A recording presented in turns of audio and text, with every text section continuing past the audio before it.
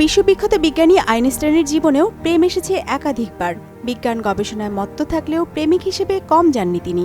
সুইজারল্যান্ডের আরাউ স্কুলে ভর্তি হওয়ার পর আইনস্টাইনের সামনে যেন প্রথমবারের মতো খুলে গেল অবাধ প্রেমের দুয়ার। সেই স্কুলেরই শিক্ষক ইয়োস্ট উইন্টেলারের বাড়িতে থাকেন আইনস্টাইন। ইয়োস্টের সংসার কিন্তু ছোট নয়, 4 ছেলে মেয়ে ও স্ত্রী পলিন উইন্টেলার। মিসেস উইন্টেলার আলবার্টকে ভীষণ স্নেহ করেন। রীতিমতো পুত্র স্নেহে নিজের বাড়িতে আশ্রয় দিলেন আইনস্টাইনকে। উইন্টেলার দম্পতির রূপসী কন্যা মেরি উইন্টেলার বয়সে আইনস্টাইনের 2 বছরের বড়। চোখ ধাঁধানো সুন্দরী, সঙ্গে অসাধারণ পিয়ানো বাজানোর হাত। আইনস্টাইন শিগগিরই ঘায়েল হলেন তরুণীর রূপে গুণে। কিন্তু এক হাতে তো আর তালি বাজে না। মেরিও আইনস্টাইনকে প্রথম স্নেহের দৃষ্টিতেই দেখতে চেয়েছিলেন। বয়সে ছোট বলেই হয়তো, কিন্তু খুব শিগগিরই মনে প্রেমের গুঞ্জরণ শুনে বুঝতে পারেন বসন্ত এসে গেছে। আইনস্টাইন মেধাবী, বেহালা বাজাতে জানেন বেশ ভালো। দুজন খুব কাছাকাছি এসে পড়লেন। স্নেহ, বন্ধুত্ব, ভালো লাগা অবশেষে রূপ নিল ভালোবাসায়। মেরিকে ভালো লাগার কথা জানিয়ে মাকে চিঠি লিখলেন আইনস্টাইন। ছেলের চিঠিতে মেরির প্রতি তার মুগ্ধতার কথা ছিল। হয়তো গোপন ভালোবাসার ইঙ্গিতটাও তিনি ধরে ফেলেছিলেন। মা ধন্যবাদ দিয়ে চিঠি লিখেছিলেন মেরিকে। মেরির মনেও বসন্ত।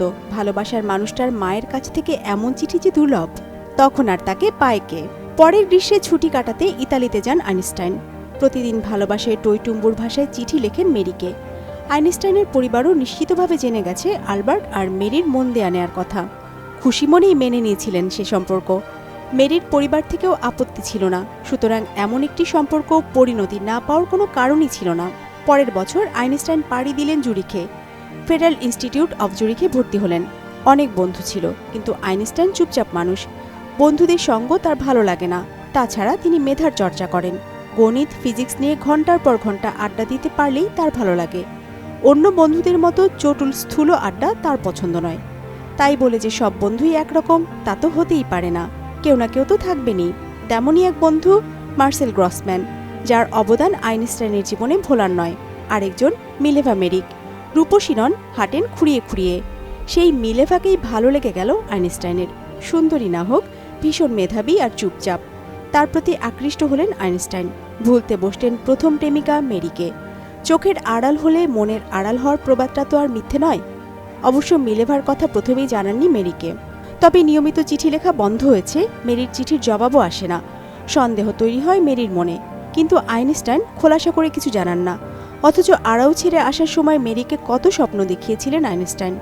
কিভাবে ভবিষ্যৎ গড়বেন, তাদের সোনার সংসার হবে, সেসব স্বপ্ন এখন ধূসর অতীত। নিরুপায় মেরি চিঠি লেখেন আইনস্টাইনের মাকে। তিনি জানান তার ছেলের চিঠি লেখায় অলসতা আছে।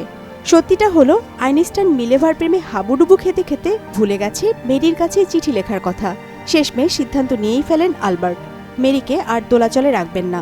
কিন্তু সরাসরি মেরিকে জানানোর মতো সাহসও তার ছিল না। তাই মেরির মাকে জানালেন মেরির সঙ্গে সম্পর্ক রাখা আর সম্ভব নয় তার পক্ষে। এর মধ্যে দিয়ে আইনস্টাইনের প্রথম প্রেমের সমাপ্তি ঘটে। 1913 সালে বার্লিনে ফিরে আসার পর নতুন করে খালাতো বোন এলসার প্রেমে পড়েন আইনস্টাইন। নতুন করে, কারণ কৈশোরেও দুজনের মন দেয়া নেয়া হয়ে গিয়েছিল। এলসার ততদিনে স্বামীর সঙ্গে ছাড়াছাড়ি হয়ে গেছে। আইনস্টাইনের সঙ্গে তার দেখা হতে থাকে নিয়মিত। পুরনো প্রেম জেগে ওঠে আবার। বিষয়টা মিলেভার কান পর্যন্ত গড়াতে সময় লাগেনি।